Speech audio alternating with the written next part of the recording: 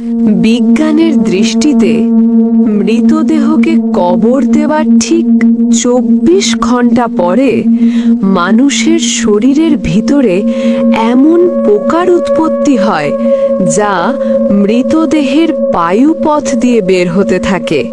তৎসহ এমন দুর্গন্ধ ছড়ায় যা সহ্য করা অসম্ভব। আর এই দুর্গন্ধ পোকার সমগোত্রীয় পোকাদের নিমন্ত্রণ দেয় দুর্গন্ধ পেয়ে।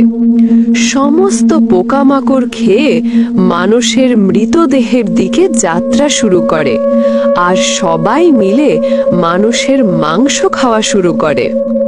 কবরস্থ করার ৩ দিন পরে সবচেয়ে প্রথমে নাকের অবস্থা খারাপ হতে শুরু করে এবং পচন ধরে যায়।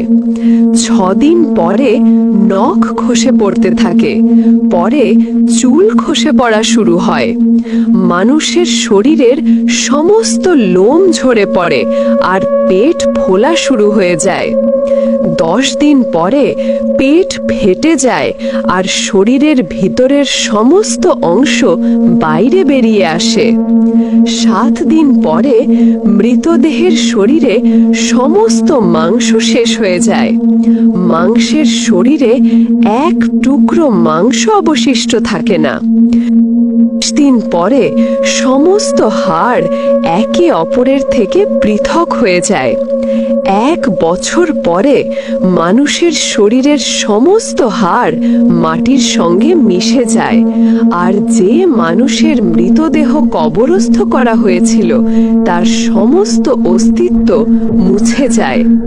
ভাই বোনেরা বলুন, মানুষের এত অহংকার, এত আত্মগরিমা, এত হিংসা, এত বিদ্বেষ, এত লালসা, এত নাম, এত সম্মান, এত শক্তি, এত সামর্থ্য, এত ধন দৌলত, এত ক্ষমতা, এই বাদশাহী কোথায় যায়?